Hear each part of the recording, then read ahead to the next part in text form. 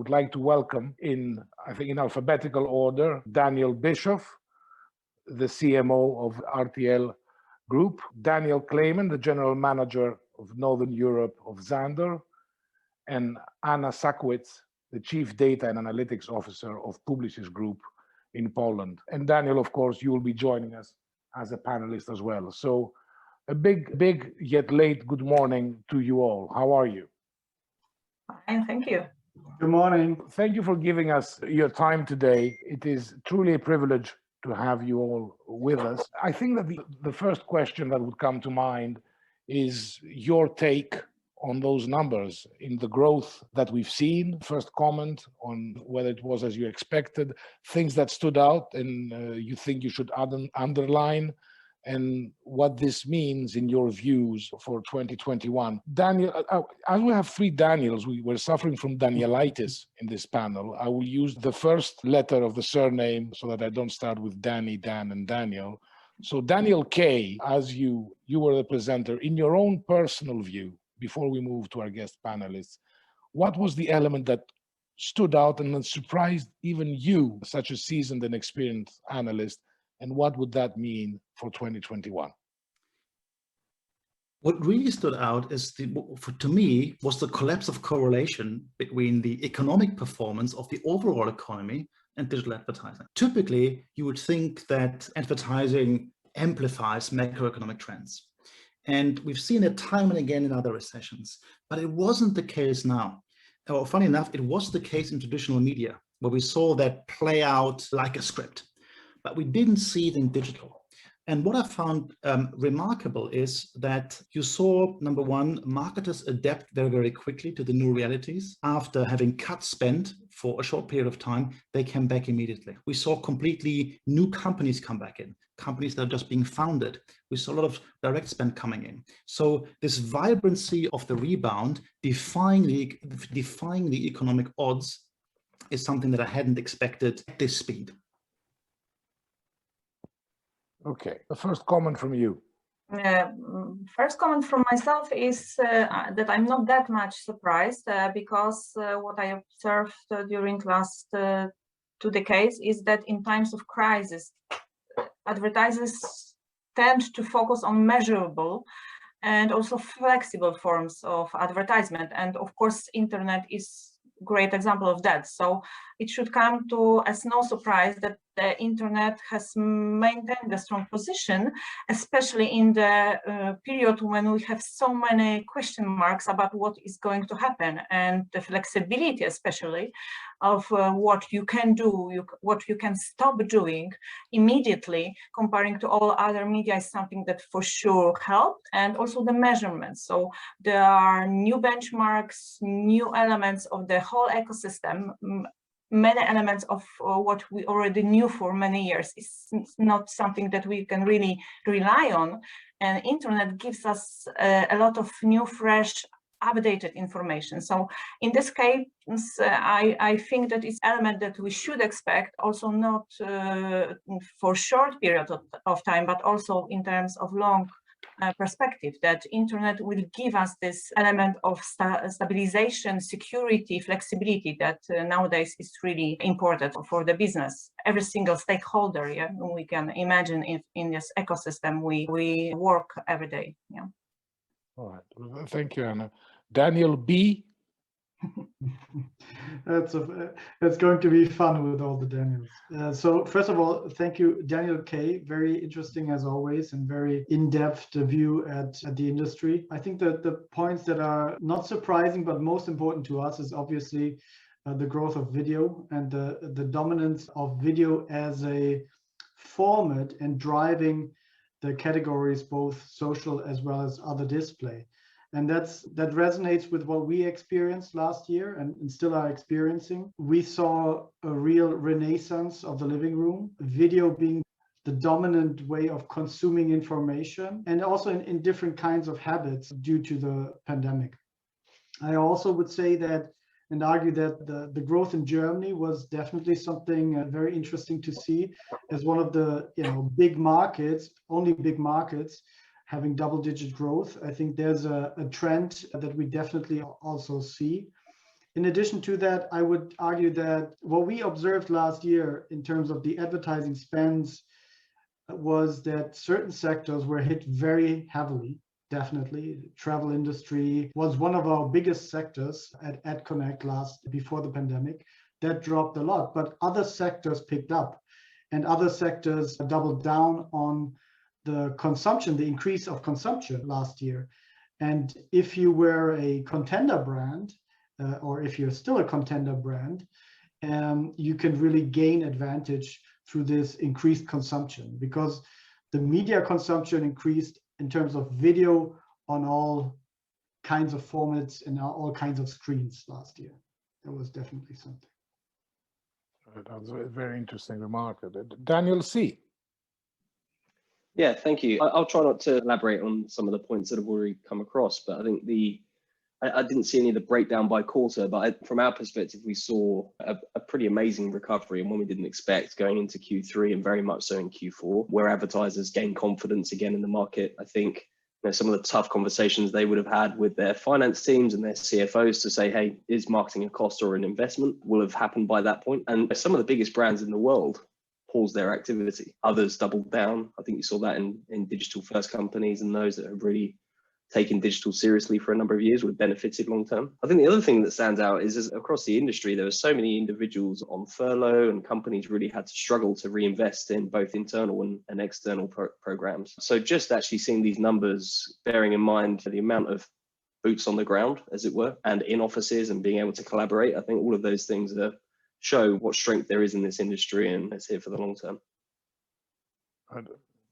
That's very interesting. What I'd like to do as a second question is zero in a bit more on programmatic, not only because all our members are in one way or the other, to a larger or greater or smaller extent, engaged in this, but also because it's such a large part of our ecosystem in terms of share of value.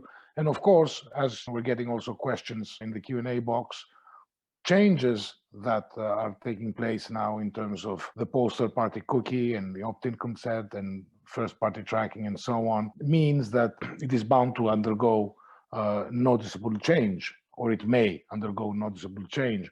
So if we zero in terms of your assessment for near-term trends and developments looking into the current year and beyond, I would like a comment from you all on, if you like, quote unquote, the near future of programmatic. Daniel K. I mean, as I try to say in the presentation, I think 2021 is the year of recovery, but it's still, despite all the changes we've seen in consumption, it's still recovering into the old world, right? The foundations haven't been removed yet from the industry, but this is going to happen, where we've been trained or conditioned to think in terms of individual addressability, to think in certain measurement paradigms, which are all going to need to be replaced with additional different solutions. And I think that is a huge challenge for the industry, but it is also an opportunity, a huge opportunity. When we look, for instance, at some of the startups in the programmatic space that are coming now, they are not necessarily coming from the US, but in particular in the programmatic space, you would call it the late gift of GDPR, right? Where contextual targeting providers, privacy first solutions, data clean room providers, they are born in Europe, and they're contributing to building new strong foundations for the programmatic ecosystem. One thing about programmatic we need to bear in mind is, of course, the tension between the programmatic, the open web, and the walled gardens. And we all know that there's a risk of the gravitational pull towards the easy self-serve platforms and so forth. So it's very important that the industry finds new addressability solutions. But I think for me, the analytically most interesting thing is there isn't going to be one. There's going to be a spectrum of identifiability, and we need to be able not to orchestrate between devices and channels and different audience or consumption situations, but also between different targeting paradigms. And that's a huge, I think, exciting opportunity in the next years. Absolutely, I would concur. A comment from you. As far as programmatic is concerned, I think it's worth mentioning two aspects that are maybe not the most common ones. One, of course, is mobile. As we know, everyone was changing their behaviors during pandemic times, and individuals continue to devote their time and attention to consuming content, browsing internet on mobile devices. And mobile also plays a very important role in programmatic display advertising. This is something that will also help advertisers invest more. And what we see, the vast majority of mobile display, both in dollars, US dollars, euros, or PNLs, are programmatic right now. And this is also driving the growth. And another element that Daniel mentioned in his presentation is about audio. The next big thing, of course, not in the terms of the numbers, but in terms of the trends, from my perspective, is programmatic audio. Pandemic also drove listening patterns and made people adjust their listening habits to this new normal. And as far as Poland, for instance, is concerned, there's a rising popularity of podcasts, and this also impacts growing spend in this channel. And again, this is something that will be easily adaptable by programmatic as a model. And of course, we predict that the investment in this kind of activities will double or triple within a few years. The numbers are still small, of course, but this is really important as this element of driving growth, an aspect that we should really look at. And I'm really glad that we've seen these numbers for the first time this year. Yes, and we at IAB Europe, through the work of Daniel principally, we have identified audio as a new growth area. So duly noted. Daniel B. Sure. I think whenever talking about programmatic, it's worth looking a little bit closer and what that means and in which respect we see programmatic as being a valuable part of that ecosystem. Is we see an increased demand in terms of programmatic direct and programmatic guaranteed. We see that advertisers are drawn to direct connections to publishers and especially from the high quality video sector. And that's where we want to also invest. And that's where we want to create an infrastructure that helps advertisers to connect to consumers via high premium, high quality video in a safe and transparent way. I think there has been a lot of learning about programmatic intransparencies and issues on the advertiser side. So we can totally echo the increase of programmatic demand, but in a certain way, I would call it. And that, I think, will be something that we'll see across Europe a lot in the next coming months and years. And if you have followed the press in France, we're trying to create a national champion, a national video champion, both in TV and digital. And we're going to see an increased effort in building that infrastructure in a transparent way for advertisers to access this video across broadcasters. But programmatic, again, is a little bit of a double-edged sword. And to my mind, what I can observe for us, it's definitely the demand on programmatic guaranteed and direct business via programmatic that is increasing. All right. Daniel C. Yeah, I think there's going to be a lot of focus on identity. I think most advertisers have probably come to the table now and could say that they feel that they are organized in terms of how they store and locate their first party data, but actually leveraging that in this complicated ecosystem has always been a challenge. If you look at all of the things this group has mentioned already with changes to privacy and walled gardens and how we can activate audiences, I think the challenge now is finding those audiences across multiple devices, multiple channels, and then tying that back in some level of attribution. So identity is going to be huge for the next year or two as companies really start to invest. And I would say anybody who isn't needs to really start doubling down. I think the other one is around curated marketplaces. So we've seen a lot of advertisers start to want to control their supply chains effectively and do so with stakeholders and companies that they trust.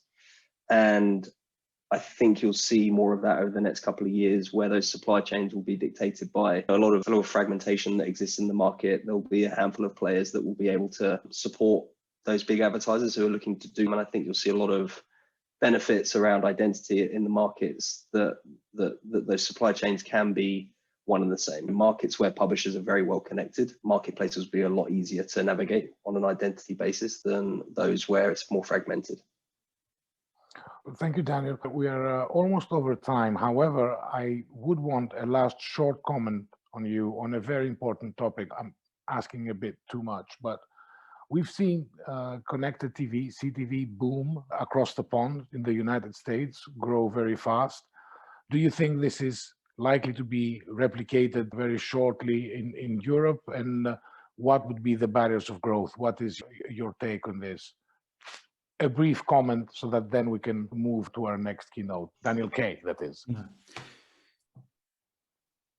I don't think it will happen short term. The markets are so different. The US, with its TV structure, with the MVPD middlemen, has a lot of excess supply. We don't have that in Europe. We are very supply constrained market. Supply of premium inventory is tightly controlled on very few players. We don't have a single European market. There are very, very different measurement paradigms, different HBB TV standards in different markets. It's going to take a while for this market to gain hold, and for everybody in particular, again, to agree who measures it. Should broadcasters give up control towards agencies to measure a single source of truth, or would they retain control, and so forth? So it will take a while. We will get there, but CTV isn't self-evident. It is about monetizing audiovisual content for publishers, and it's for audiences to be exposed to these experiences, whether it's on a CTV or elsewhere, doesn't really matter. I think there's enough legs in the kind of broader video sphere already. Thank you, Daniel. Anna. I don't see, as Daniel, this trend coming quite quickly into Europe. For sure, video generally will gain importance, and what we also observe during this pandemic times is that as far as Poland is concerned, but I think also other countries, that the senior target groups have digitalized, and this is, at least in Poland, the biggest TV consumption target group. And since they are moving to the internet, the advertisers will also follow them. So this is something that I rather believe will change the video environment and impact. It will have impact on spending than moving the trend just directly from US, because as Daniel mentioned, there are so many differences that it will be hard to adapt. And this trend of moving senior silver generation into internet cost, either by lockdowns or by fear in getting direct relations with doctors, friends, all other activities they had during the pandemic, so long that change turned into a new habit. And this will for sure be with us and will have a significant impact on investment in internet. Thank you, Anna. Daniel B. Thanks. I'm a bit more bullish on the CTV case, I think, as my predecessors here, as my fellow panelists. I think on the consumption side, what we saw in the last 12 months is that the penetration of devices is already pretty high across Europe, with countries like Germany and the Nordics over 70% of connected television sets. And what happened in the last 12 months is that people finally got an understanding of how to use it, because just connecting your device to the internet doesn't mean that you have an understanding of what you can actually harvest on that device, what kind of video consumption. And we believe that there has been a fundamental increase of knowledge on the consumer side, which will lead ultimately to an increase in consumption, which then at one point obviously will lead to an increase in spends. But we do believe that the living room has really had a renaissance in the last 12 months, and that this big screen joint viewing experience is something that especially younger target audiences got in touch with, and that is here to stay. When will the spends follow that? And when will let's say the supply be, as Daniel said, at a level that can enable the spends to be pretty big? We'll see. But what we definitely see is already that big AVOD players are expanding their footprint in Europe. So we see that there's a growing push for more supply. And on the consumer side, we see that consumers are finally adopting the usage of the CTV in a new way. So we believe that there's definitely a case to become soon. It will be interesting to monitor this, and next year, hopefully in Lisbon, to see who was proved more right than wrong. Daniel C., a final comment. Yeah, I think I'm also pretty bullish. I think CTV locally across Europe, whilst there's always nuances in particular markets, its growth trajectory is huge. The US, I think, if you compare just digital, I think If you compared it to Europe, all the innovation has come from Europe over the last few years. In TV, it's the opposite. The market is 2 or 3 years ahead of where we are in terms of its maturity. So there's some things that we can learn about how we could adopt that locally. If you've watched TV in the US, I think you'll see that it's a pretty different experience in terms of the number of ads that you're getting exposed to every couple of minutes. There's hundreds of channels and options for consumers. And I think that's just not going to be the case locally. It tends to be dictated by the broadcasters that are in the market and their ability to lean in and what their long-term plans are. But I think you'll see strong growth, and probably the strongest growth of any channel, in all honesty, in CTV for the next 2 to 3 years. Very interesting. You're evenly split in terms of your outlook, so we may invite you next year and we'll have 2 I told you so hats. We'll see which of the 2 will be wearing them. I'll thank you all for your time. Very valuable insights and lots of food for thought for all of us. Thank you for joining us.